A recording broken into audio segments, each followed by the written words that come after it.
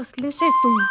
कोंबड्यांचा धंदा आहे तुमचा? पोल्ट्री फार्मचा बिझनेस असं म्हणतात त्याला, कोंबड्यांचा धंदा नाही. Please talk with respect. Komal, English मध्ये बोललं म्हणजे झालं का सगळं? हो, केव्हापासून सांगते मी तुम्हाला एखादा रिस्पेक्टेबल जॉब बघा. पण नाही, आम्हाला कोंबड्याच विकायच्या आहेत. काय वाईट आहे त्यात?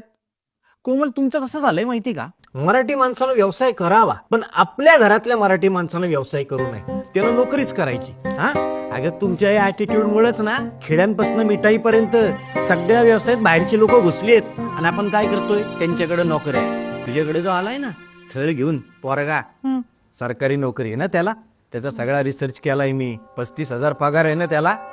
फॉर युअर काइंड इन्फॉर्मेशन, माझ्याकडे 2 गाड्या आहेत. त्या 2 गाड्यांचे 4 ड्रायव्हर आहेत. सगळ्यांना मी 35,000 पगार देतो. आणि वरनं बोनस, अंड्याचा क्रेट फुकट. आलं का लक्षात? आपला आडनाव पण फर्स्ट क्लास आहे आणि आपला बिझनेस पण फर्स्ट क्लास आहे. तुझ्या फादरला सांगा हलक्यात घेऊ नको म्हणून आपल्याला.